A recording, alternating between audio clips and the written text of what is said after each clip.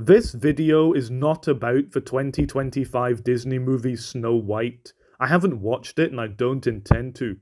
Rather, it's about the painful, disastrous 9 years that preceded its release.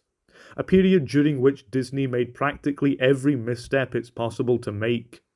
This is not about a children's movie. This is the story of how not to produce, promote, and release a product. This is the story of how the remake of the film that made Disney's reputation in the 1930s destroyed that reputation 80 years later. This is the Snow White story.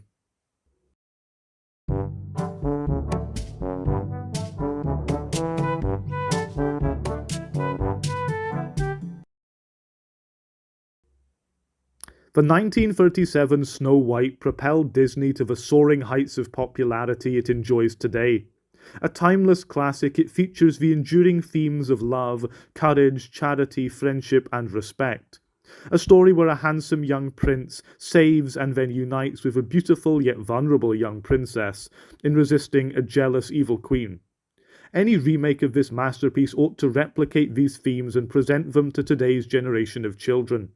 It ought to tell the story of Snow White in a new way, yet maintain a clear link to the original film and the original story, which is hundreds of years old.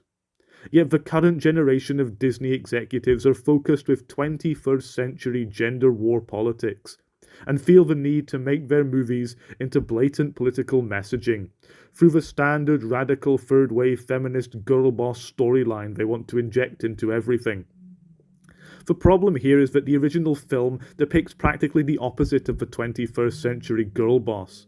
So, by telling a completely different, hyper-politicized story whilst branding it as Snow White to gain that sweet, sweet brand recognition, it comes off as both insulting and insincere.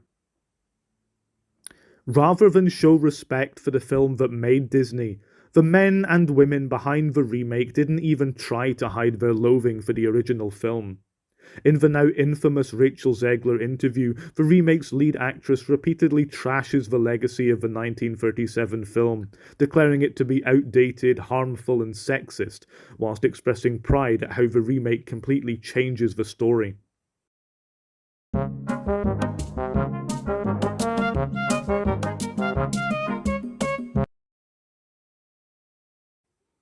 Remakes have to be handled with great sensitivity and respect for the legacy of the original film.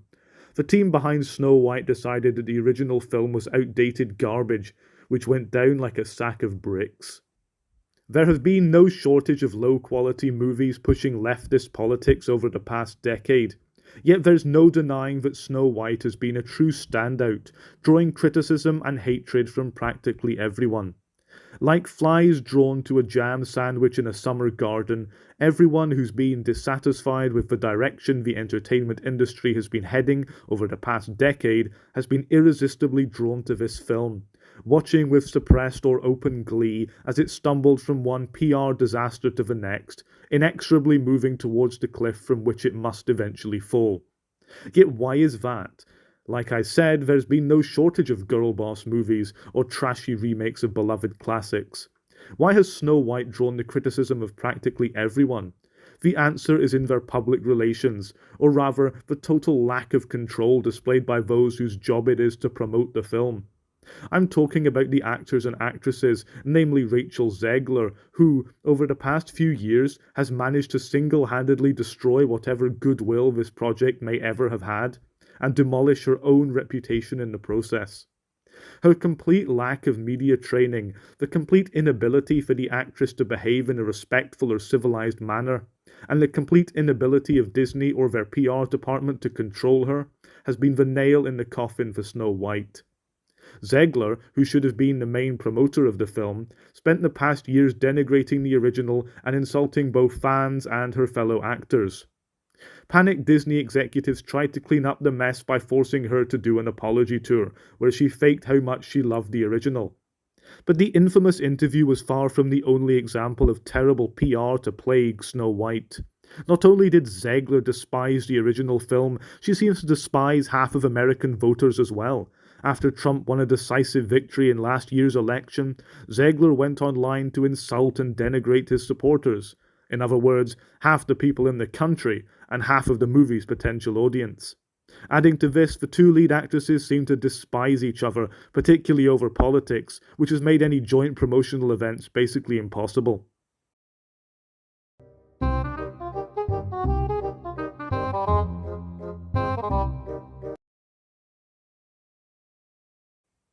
Panicking never looks good, yet throughout the process Disney have panicked at every turn. Firstly, when Peter Dinklage decided to behave like the president of every dwarf and declare that there should be no dwarfs in the movie, Disney panicked and removed them, despite the seven dwarfs being the key element of the story. Instead, they replaced them with magical, normally sized, ethnically and gender diverse forest people. Yet this received such a backlash that even once filming was mostly complete, they panicked once again and replaced them with horrible looking CGI dwarfs, thus depriving dwarf actors of roles whilst having dwarfs in the film. Then the film was meant to be released last year, but they delayed it to conduct frantic reshoots and give time for the controversies to die down.